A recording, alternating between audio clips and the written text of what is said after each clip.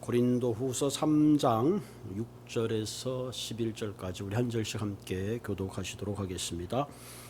그가 또한 우리를 새 언약의 일꾼 되기에 만족하게 하셨으니 율법의 조문으로 하지 아니하고 오직 영으로 함이니 율법 조문은 죽이는 것이요 영은 살리는 것이니라.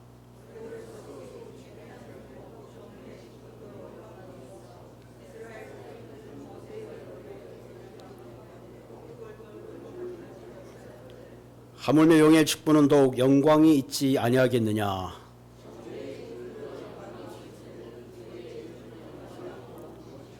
영광되었던 것이 더 큰 영광으로 말미암아 이에 영광될 것이 없으나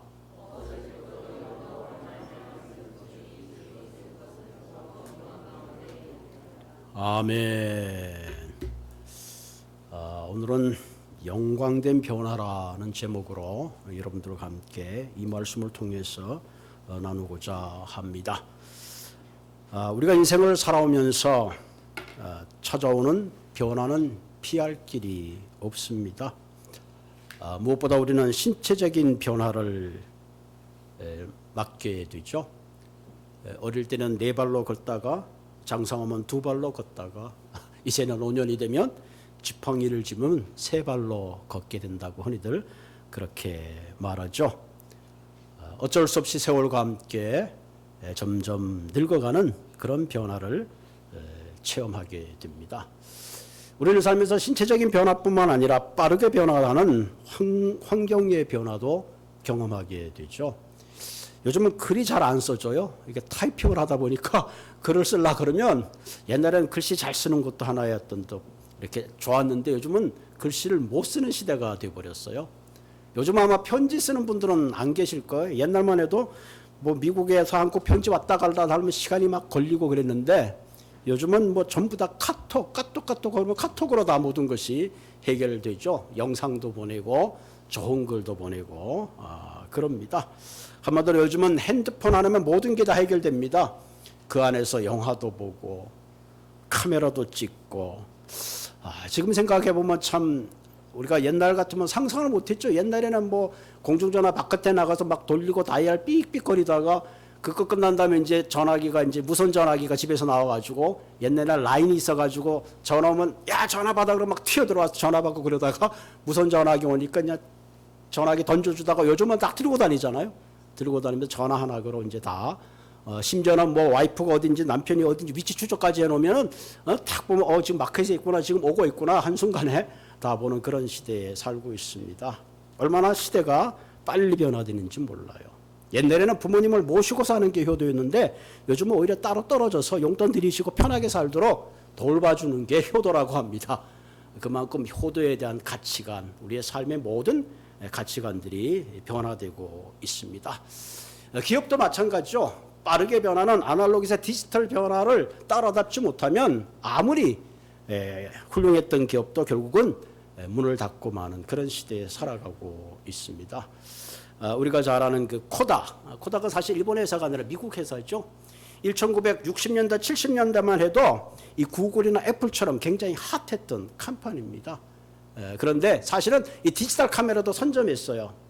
그런데 그 당시 코닥만 해서 그 달에서 촬영한 사진을 지구에 전송할 정도로 인기가 있었는데 결국은 그 필름 사업에 집착한 나머지 폐인으로 작용해서 지금은 굉장히 그때 명성은 다 퇴색되고 말았습니다. 왜? 시대의 변화를 빨리 읽어내지 못했기 때문에 이런 결과를 가지고 오고 있죠. 옛날에는 노키아 핸드폰이 전 세계 시장률의 40%를 점령했다. 굉장한 거죠. 근데 지금은 애플이나 삼성에 밀려나 버리고 말았습니다. 그만큼 시대를 빨리 읽고 변화에 적응하지 못하면 어쩔 수 없이 도태할 수밖에 없습니다. 지금은 이제 월마트이 뭐 미국에 전국적으로 있지만 옛날에도 1997년도만 해도 K마트이 월마트보다 훨씬 더 앞서 있었습니다. 제가 미국에 왔을 때마다 K마트 가면 퀄리티가 좀 물건이 있었어요. 그러니까 K마트는 퀄리티를 주장하다가 결국 월마트이 고객의 서비스나 그들의 니드를 빠른 그 상시 할인 정책이라고 그러죠. 그래서 고객을 잡는 바람에 K마트는 지금 전부 다 문을 다 닫고 말았습니다. 그러니까 빠른 시대에 빨리 적응하지 못하면 결국은 어쩔 수 없는 그런 비운의 사건의 주인공이 되고 맙니다. 이처럼 우리도 우리의 삶에 우리가 시대의 변화에 빠르게 적응할 필요가 있습니다. 대부분 사람들은 이 변화를 두려워하죠. 이 변화에 대해서 망설입니다. 왜 그럴까? 첫째는 이 변화하는 것에 대해서 익숙하지 않습니다. 다시 말하면 내가 익숙한 환경에 안주하고 싶어하는 게으름 때문에 그렇습니다. 뭔가 새롭게 시작하면 마음에 두려움이 생깁니다. 혹시 내가 새로운 걸 시작했다가 내가 가지고 있는 이 안정이 파괴되지 않을까? 그런 염려와 걱정 때문에 새로운 도전을 위해서 떠나가지 못하는 거죠. 때로는 새로운 변화가 내게 줄 것이 뭔가 불편할 것을 생각합니다. 그래서 변화의 첫걸음을 걸어가지 못하고 그만 자기의 자리에 맴돌고 마는 거죠. 그래서 오늘 보면은 이런 우리들에게 새로운 변화에 순종함으로 하나님이 축복하시는 영광의 자리에 나갈 것을 주문하고 있습니다. 예수님 당시의 제자들이나 바울도 사실은 굉장히 큰 변화가 그들에게 다가왔죠. 그물질을 하든 고기를 잡던 베드로에게 예수님이 자기를 따라오라는 거예요. 그때 베드로도 심히 망설였을까? 내가 이 그물을 버려도 내가 뭘 먹고 살지? 그러나 베드로는 그것을 가감하게 버려두고 예수님을 쫓아갔죠. 우리가 잘 아는 레위는 세리였습니다. 굉장히 그 인컴이 좋고 안정된 직장을 가지고 있었어요. 그런데 예수님께서 세리를 부르는 그 순간에 그 세리는 자기의 자리를 박차고 예수를 따라갔죠. 굉장한 변화의 첫걸음을 시작한 겁니다. 우리가 잘 아는 바울 같은 선생님도 역시 자기가 사랑했던 모든 안정적인 것을 배설물로 여기고 예수님이 부를 때에 그런 복음의 전도자로 자기의 모든 것을 걸고 따라갔습니다. 왜? 예수님이라는 새로운 시대의 희망과 변화에 자신의 전부를 내놓았다는 것을 우리가 보게 됩니다.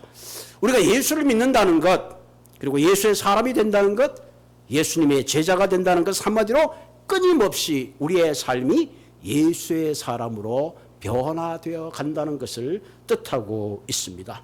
여러분 한번 가만히 생각해 보세요. 내가 예수를 처음 믿을 때와 지금 나는 과연 어떻게 변화됐는가? 여전히 변화되지 않고 내 모습 그대로 있다. 그럼 뭔가 우리는 이 시간에 한번 자신을 돌아볼 필요가 있습니다. 예수를 따랐던 수많은 사람들은 그들이 예수를 따름으로 변화가 되었을 때에 어떤 삶의 모습을 가져왔는가 하는 것을 성경에 수없이 증거하고 우리는 역사를 통해서 그들이 도전했던 삶의 걸음이 얼마나 위대했는가 하는 것을 느낄 수가 있습니다. 한 가지 중요한 것은 예수님이 우리에게 요구하는 그 변화는 반드시 그 변화의 이면에 오늘 성경에 보면 영광이 준비되어 있다 하는 중요한 약속을 하고 있습니다. 변화에도 두 가지가 있죠. 부정적인 변화가 있고 긍정적인 변화가 있습니다. 부정적인 변화라는 것은 말 잘 듣던 아들이 갑자기 부모에게 반항하면 그건 잘못된 변화죠. 그러나 부모에게 반항하는 아들이 부모에게 순종하고 효도하는 아들로 변화됐다면 그것은 긍정적인 변화라고 할 수 있습니다. 그런 의미에서 성경에서 요구하는 변화라는 것은 우리에게 항상 긍정적이고 영광적인 변화를 요구한다는 사실입니다. 그런 의미에서 오늘 아침에 저와 여러분들은 성경이 원하는 변화라는 것은 어떤 변화인가? 그 변화에 우리의 삶을 투자한다면 우리의 삶에 맺는 열매는 남다른 아름다운 열매를 맺게 될 줄로 믿습니다. 성경에 보면 아브라함의 경우를 가만 보면 하나님께서 아브라함을 부르셨을 때에 아브라함은 그가 살던 고향 친척 갈대아우르를 떠나서 미지의 땅을 향하여 출발합니다. 만약에 아브라함이 하나님, 내가 여기 있는 우리 조카도 있고 다 식구들이 있는데 내가 여기를 떠나서 왜 이민을 갑니까? 거기엔 내가 아는 사람도 없는데요. 하나님 뭐 잘못하신 거 아닙니까? 라고 자기가 그 자리에 주저앉아 버렸더라면 그런 열방의 아버지도 될 수 없고 믿음의 조상도 될 수가 없었을 겁니다.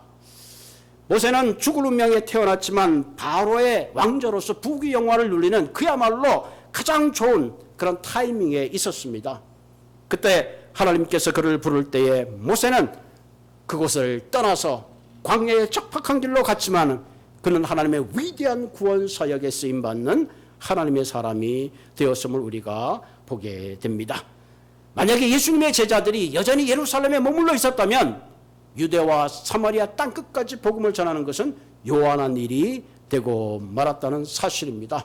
그런 의미에서 우리는 지금 다시 한번 주님의 부르심에 우리는 끊임없이 그 부름에 순종하고 변화를 향하는 한 걸음 한 걸음 달려가는 저와 여러분들이 되기를 주님의 이름으로 부탁을 드립니다. 우리가 사실은 아무것도 하지 않으면 아무 문제도 생기지 않아요. 목회를 제일 편안하게 하는 방법은 아무것도 안 하는 거예요. 그러면 어떤 문제도 일어나지 않아요. 그런데 우리가 뭔가 하려고 하면 반드시 거기에는 도전에 대한 리스판스가 있습니다.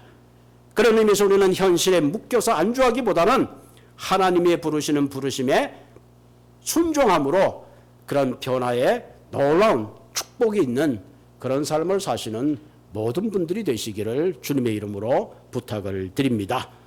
자, 오늘 본문에는 가장 큰 두 가지 주제가 있는데 하나는 새 언약이 있고 또 하나는 옛 언약의 차이가 있습니다. 우리가 그리스도 안에서 변화하기 위해서는 이 언약의 차이를 잘 알 필요가 있습니다. 오늘 본문은 옛 언약을 버리고 새 언약의 영광의 자리를 향하여 너희들은 가라는 거죠. 오늘 성경에 보면 너희들은 율법의 조문에 얽매여서 살지 말고 이제는 그리스도 안에서 시작된 새 언약을 붙잡고 하나님이 너희들 위하여 준비한 축복과 영광 가운데로 들어가라고 그렇게 주문하고 있습니다. 여기서 새 언약이라는 언약할 때 이 새라는 단어는 헬란 말로 두 가지 의미가 있습니다. 하나는 네오스인데 이거는 시간적인 새로움을 말합니다. 작년 12월 31일이 지나고 금년 1월 1일에 새 날이 밝은 그런 새날. 다시 말하면 시간적 개념의 그것을 말합니다. 봄, 여름, 가을, 겨울이 가는 그런 시간적 새로운 것을 말하죠. 또 하나는 이 새로운 단어를 쓸 때 그릭 사람들은 카이노스라는 단어를 쓰는데 이것은 질적 변화의 새로움을 추구하는 단어입니다. 한마디로 애벌레가 나비가 되는 거예요. 이거는 정말로 상상조차 할 수 없는 굉장한 기적이죠. 애벌레가 하늘을 나는 거죠. 땅을 기어다닌 그 벌레가 하늘을 창공을 나누는 전혀 새로운 창조, 새로운 출발을 말합니다. 그런 의미에서 오늘 본문에서 말하고 있는 이 새 언약이라는 것은 바로 이와 같이 질적 변화, 새로운 창조적인 변화의 언약을 말씀하고 있습니다. 구약의 옛 언약은 모세에게 주어졌죠. 돌판에 새겨진 것이라면 신약의 새 언약은 예수 그리스도를 통해서 피로 말미암아 우리 가슴에 새겨진 언약입니다. 구약의 율법의 언약이나 법적의 언약이라면 신약의 언약은 사랑의 언약입니다. 구약의 언약은 심판의 언약이라면 신약의 언약은 용서와 축복의 언약인 겁니다. 우리가 이 새 언약의 변화를 따라 살 때에 우리의 삶이 극대화되는 거죠. 그런데 그 당시 많은 유대인들은 여전히 새 언약의 주인공인 예수님이 왔지만 예수님을 리젝트하고 옛날에 자기들이 가지고 있던 율법의 조문을 받아들이고 그 율법의 조문대로 살려고 했던 것입니다. 그런 의미에서 우리는 이 시간에 다시 한번 생각해 보는 것은 우리의 삶 가운데도 혹시 이런 잘못된 방향으로 가고 있지는 않은가. 주님이 주시는 새로운 변화보다는 그저 내가 루틴하게 살아오던 옛날에 얽매여서 안주하고 새로운 삶을 받아들이지 못하고 오히려 후퇴하고 있지 않는가 하는 거죠.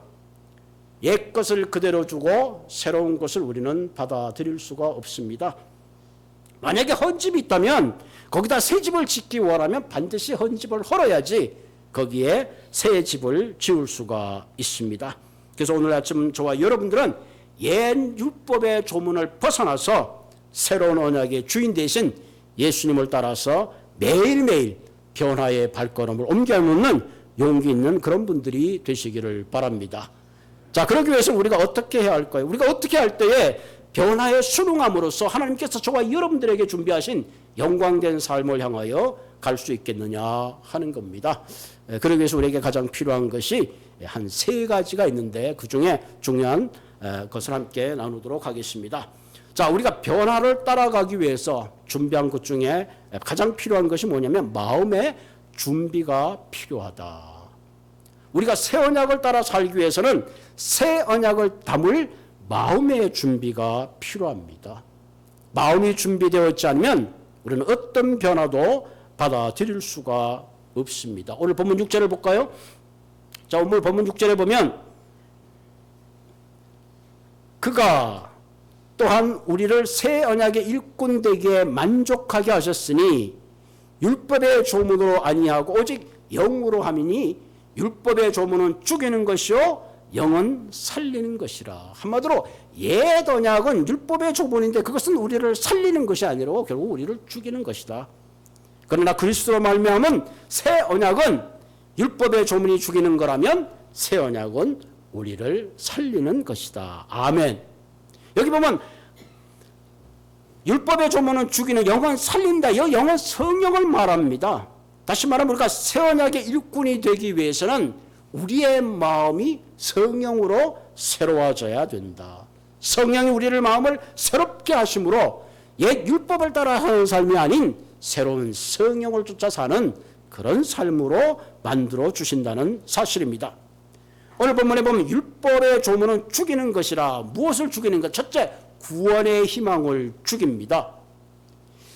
많은 10가지의 계명이 있지만 그 중에 한 가지만 어겨도 그는 율법을 어기고 율법에 대한 대가를 치러야 합니다. 수많은 율법인데 그것을 다 지킬 희망이 없는 거예요. 그러니까 사실은 구원의 희망마저 죽여버리는 거죠. 그러니까 율법의 조문은 생명을 죽입니다. 죄를 짓게 되면 죄책감을 갖게 되고 하나님을 두려워하는 마음을 갖게 되죠. 창세기 보면 죄를 진 아담과 하와가 하나님을 피하게 됩니다. 그래서 사실은 우리의 양심에 그런 게 있잖아요. 죄를 짓게 되면 하늘에 막 천둥이 치고 막 그러면 괜히 마음이 펄렁거리는 거. 자, 그러니까 하나님이 주신 또 그런 양심이겠죠. 셋째로 율법의 조문은 우리의 능력을 죽여서 좌절하게 합니다. 아, 내가 어떻게 율법을 다 지킨단 말이냐. 그래 자신의 무능함을 생각하게 되고 결국은 포기하게 되죠. 그래서 로마서 3장 23절에 보면 모든 사람이 죄를 범하였음에, 그러니까 율법을 넘어설 수가 없는 거예요. 그래서 하나님의 영광에 이르지 못한다. 한마디로 율법의 조문으로는 결코 하나님의 영광을 들어갈 수 없는 존재. 율법을 지킴으로 우리는 결코 하나님의 자녀가 될 수도 없고 구원받을 수 있는 길이 열릴 수가 없다 하는 거죠. 반대로 율법의 조문이 사람을 죽이는 거라면 새 언약 성령의 영의 사람을 살리는 영의 특징은 뭔가? 첫째는 사람을 살려낸다는 거죠. 저주 가운데 멸망 가운데 있던 우리를 하나님의 자녀 삼아 주실 뿐만 아니라 그 전능하신 하나님을 아버지라고 부를 수 있는 놀라운 축복의 관계로 회복시켜 주신다는 사실입니다.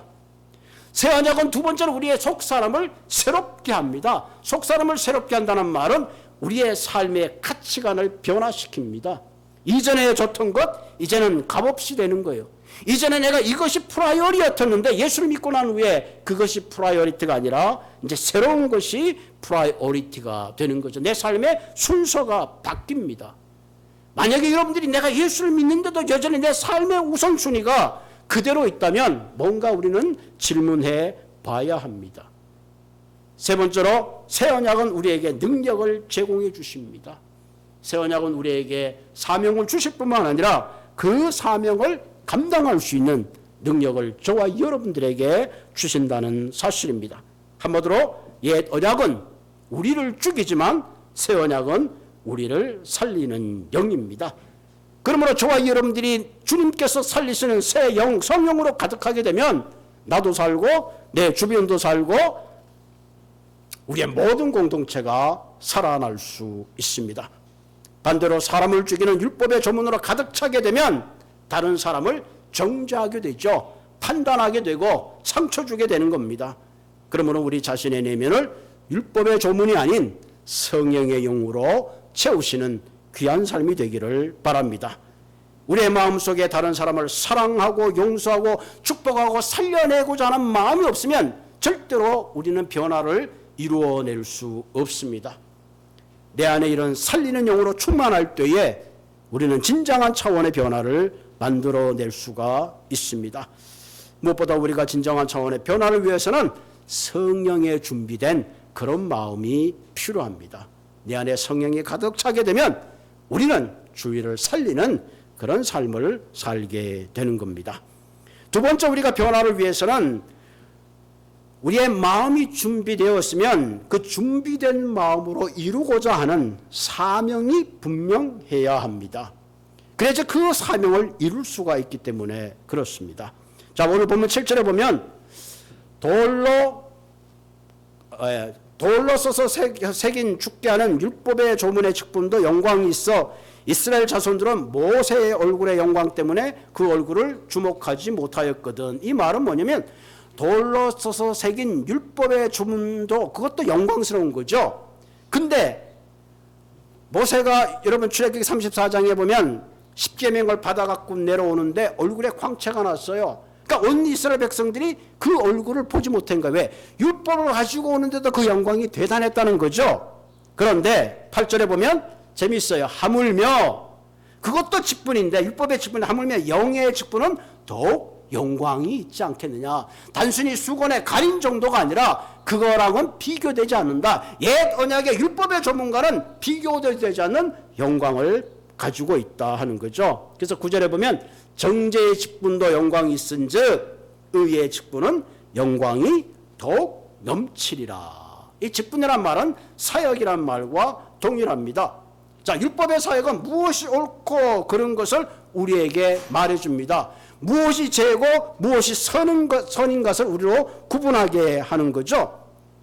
그래서 갈라디아서 3장 23절에서 25절에 보면 이렇게 말합니다. 믿음이 오기 전에는 율법 아래 매인바 되고 계시될 믿음의 때까지 갇혔다. 그러니까 믿음이 오기 전에 새 언약이 오기 전에는 우리가 율법 안에 갇혀 있었다는 거죠.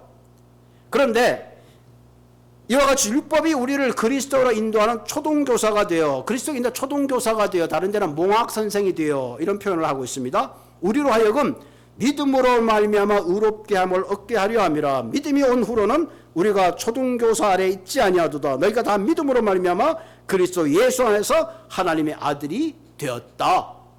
그러니까 다시 말하면 예수 그리스도 오시기 새 언약이 있기 가시는 모세의 율법을 지키고 모세의 율법의 그 나라에 그것을 지키면서 살았다는 거죠. 여기서 이 초등학교 교사 명학선생이란 말은 그 당시에 아이들을 감시하고 지키는 충실한 노예를 몽학선생이라고 했다는 거예요.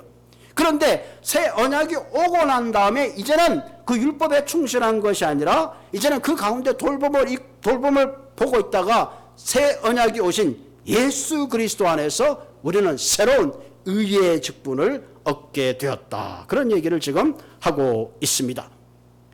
만약에 제가 손을 가지고 지금 스피커를 가리키고 있다면 내가 가리키는 스피커인데 이스라엘 백성들은 내 손을 보고 있었다. 그런 얘기죠. 율법을 보고 있었다. 율법을 가리키는 건 결국은 그리스도 예수인데 그들은 율법만 보고 그리스도 예수를 보지 못하고 여전히 율법의 조문과 심판 아래 있었다. 그런 얘기를 하고 있습니다. 그러니까 결국은 율법도 우리를 그리스도로 인도하는 몽학 선생이 되지만 결국 우리의 최종 목적은 그것이 아니라 우리가 가리키고 있는 새 언약 예수 그리스도를 통해서 의의 사역을 감당해야 된다. 그런 사실을 말하고 있습니다. 여기서 말하는 의의 사역이란 뭐예요? 온 인류를 위하여 돌아가신 예수 그리스도가 우리 죄를 다 용서하시는 말미암아 우리 한 사람 한 사람이 의의 직분을 감당케 하셨다. 성경에 보면 있죠. Righteous by faith. 자, 여러분이 의롭다는 말은 내가 훌륭한 일을 하고 내가 굉장한 일을 해가지고 내가 의로운 게 아니에요. 우리 자신은 아무리 생겨도 의로운 구석이 털끝만큼도 없는 존재예요. 근데 우리를 의롭게 하신 건 뭐예요? 내 죄를 통해서 예수님이 돌아가신 그 예수님으로 말미암아 우리가 하나님께서 의롭게 봐 주시는 거죠. 그래서 우리는 그것을 은혜라 그렇게 이야기합니다. 죄와 저주 가운데 죽을 수밖에 없는 우리를 예수님이 내 죄를 대신해 주셨기 때문에 하나님께서 그것을 보시고 그래 너 죄를 내가 사해주고 내가 너를 의롭게 생각한다. 그게 쉽게 말하면 뭐가? 내가 너의 아버지를 봐서 내가 내 죄를 용서해 준다. 그런 거죠. 그것이 바로 우리가 갖고 있는 의의 직분입니다.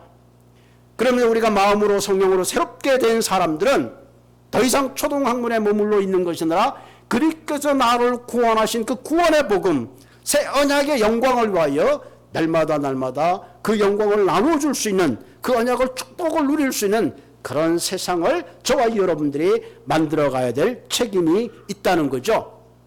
옛날에 모세가 가지고 있던 그 영광, 여호수아가 가지고 있던 그 영광과 비교하면 이 영광은 비교되지 않는 엄청난 영광이다. 그렇게 지금 말씀하고 있습니다.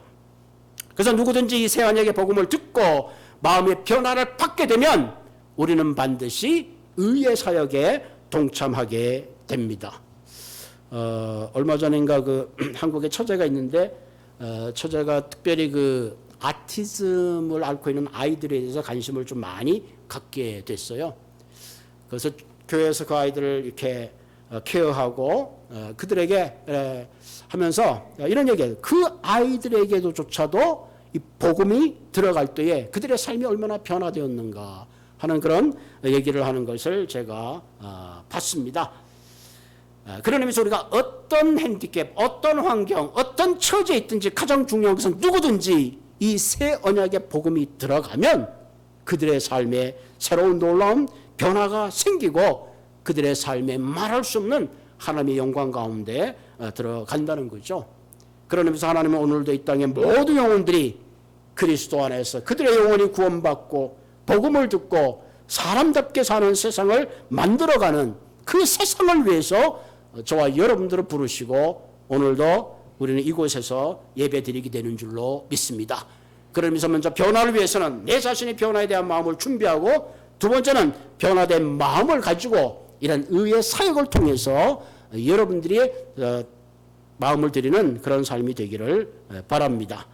세 번째 우리가 변화를 위해서 필요한 건 뭐냐면은 대가를 지불할 수 있어야 합니다. 우리가 마음을 새롭게 하고 사명을 자각해도 대가를 지불하지 않고는 진정한 변화를 이룰 수 없습니다. 오늘날 그리스도인들이 가장 무능한 이유 중에 하나가 대가를 지불하지 않기 때문에 그래요. No pain, no gain이란 말이 있잖아요. 무엇이든지 내가 대가가 있어야지 거기에 얻는 게 있어요. 그래서 누가복음에 뭐라 그랬어요? 아무든지 나를 따라오려거든 자기를 부인하고 날마다 제 십자가를 지고 나를 따를 것이라. 여긴 분명한 선택이 있어요. 너가 나를 따라오려면 너 자신을 부인하고 내 십자가를 지든지 그거 싫으면 나 따라오지 말라는 거예요. 사실은 엄청난 선택이죠. 그렇기 때문에 우리가 주님을 따르기 위해서는 반드시 내 십자가를 지고 가야 된다. 우리가 마음이 새롭게 변화되고 내가 의의 사역을 감당하기 위해서는 거기에 필요한 대가가 반드시 필요하다. 대가를 지불할 각오를 가지고 예수 그리스도를 따라와야 된다는 그런 얘기를 하고 있습니다. 여기다 제 십자가를 지라는 말은 우리를 하여금 예수의 십자가를 지라는 게 아니죠. 다시 말하면 하나님의 나라를 위해서 의의 사역을 위해서 내가 감당해야 될 사역을 통해서 내가 지불해야 될 그 대가가 십자가인 것입니다. 자기가 십자가를 지고 가는 사람은 더 이상 세상의 미련을 두어서는 안 되죠. 왜? 세상에 대해서 죽으면 예수를 따라가기 쉽습니다. 여러분 뚱뚱한 사람이 달려가면 힘들어요. 이 뚱뚱한 사람이 잘 달리는 방법은 간단합니다. 어떻게 하면 될까요? 다이어트를 해야 돼요. 몸을 가볍게 해야 돼. 그럼 날아가기가 훨씬 좁습니다. 달려가기가. 십자가에서 옛사람의 욕망을 죽여야 주님을 따라가기가 쉽습니다. 새로운 변화를 받아들이기 위해서는 옛삶의 습관들을 버려야 합니다. 십자가는 예수님께서 사명인 동시에 고난과 수치와 죽음이에요. 이 패션이란 말은 사실 열정이란 말도 있지만 반대로는 견딜 수 없는 고난이에요. 패션 오브 크라이스트. 십자가에 건들 수 없는 고난과 수고와 죽음을 맞닥뜨릴 때에 거기에 부활이라는 영광이 기다리고 있습니다. 그런데 오늘 우리는 뭐예요? 부활의 영광, 축복의 영광, 좋은 것만 생각하지 내가 치러야 될 수치와 죽음의 자리는 누구든지 피하려고 한다는 사실입니다. 십자가는 반성이 아니라 회개를 요구합니다. 십자가는 죄를 덮어주고 옹호하는 게 아니라 줄쳐내어 죽음을 강요하는 겁니다. 십자가는 타협이 아니라 완전한 굴복을 요구합니다. 십자가는 잠시 기절했다가 살아나는 것이 아니라 내가 온전히 죽는 것, 그것이 진정 그리스도를 따르는 바른 자세라는 것이요. 이것이 우리가 변화하기 위해 치러야 될 대가입니다. 때로는 이 대가가 시간이 될 수도 있고 물질이 될 수도 있고 어떤 내 삶의 기득권을 내려놓아야 되는 내 삶의 안전을 위태롭게 하는 그런 환경이 될 수도 있다는 사실입니다. 자, 그럼 어떻게 되느냐? 11절에 보면 없어질 것도 영광으로 말미암은즉, 율법이 없어질 거죠. 길이 있을 것, 영원히 있을 것은 더욱 영광 가운데 있다. 이러한 우리의 대가를 요구하는데 그 대가의 이면에는 영원한 영광이 있다 하는 겁니다. 그리스도께서 오심으로 우리에게 주신 새 언약은 길이 있을 것, 영원한 것, 영원한 영광을 위해서 우리는 찰나버린 우리의 인생을 불태울 수 있는 사람, 그것이 말로 진정 변화를 추구하는 삶의 결단이라는 것입니다. 그런데 유대인들은 이 없어질 영광을 위해서 영원한 영광으로 이해하고 착각하고 그것을 붙잡았어요. 율법을 지키고 도덕적으로 윤리적으로 이대로만 있으면 이것이 최선인 줄 살고 그 최선을 위해서 살았습니다. 그러나 그것은 최선이 아니라 결국은 없어질 영광을 붙잡고 말았습니다. 여러분, 최선의 가장 나쁜 적이 차선입니다. 내가 차선을 붙잡고 있으면 절대로 최선을 붙잡을 수가 없습니다. 잠시뿐인 영광을 내려놓지 않으면 영원한 영광을 우리는 붙잡을 수가 없어요. 그런 의미에서 우리가 영원한 영광을 붙잡기 위해서는 내가 집착하고 있는 것, 고집, 아집 이런 것들을 내려놓을 때에 우리는 상대가 보이고 그 안에서 하나님이 준비하신 최상의 영광을 바라보게 된다는 사실입니다. 우리의 환경은 언제든지 변화하게 되어 있습니다. 이럴 때 우리는 바른 마음의 자세로 하나님이 허락하신 변화에 순종할 때에 우리는 최선의 축복을 얻게 됩니다. 우리는 무엇보다도 저와 여러분들은 이런 변화의 마음을 담아낼 수 있는 마음의 준비가 필요합니다. 늘 주님 앞에 하나님, 내 안에 성령의 영으로 충만케 해달라고 기도해야 합니다. 주님께서 저와 여러분들을 하나님의 자녀로 부르신 것, 단순히 예배하라고 부르신 것이 아니라 이런 예배를 통해서 이 땅에 하나님의 나라를 이루어가는 사명의 삶을 살도록 우리를 부르셨습니다. 그 사명의 삶의 끝자락은 우리가 치러야 될 많은 대가들이 있습니다. 그러나 그 대가의 끝자락에는 영원한 하나님의 영광이 있습니다. 우리에게 찾아오는 변화를 두려워하지 말고 때로는 이 변화를 기회 삼아서 하나님 앞에 나가야 합니다. 여러분, 폭풍이 심하게 불면 작은 새들은 둥지로 찾아 들어옵니다. 그러나 큰 독수리는 그 비바람과 그 폭풍 안에 오히려 그것을 의지해서 창공으로 높이 비상한다고 합니다. 하나님은 언제나 저와 여러분들에게 이 변화에 준비하는 마음을 가짐으로 하나님의 영광된 그런 삶이 되기를 원합니다. 그러면 사랑하는 성도 여러분, 우리가 아무것도 하지 않으면 아무 문제도 없지만 그러나 끊임없이 우리가 변화를 통해서 한 걸음 한 걸음 가다 보면 우리 안에 그리스도의 영으로 충만해지고 결국은 이 땅에 하나님의 아름다운 나라를 이루게 될 줄로 믿습니다. 같이 기도하겠습니다.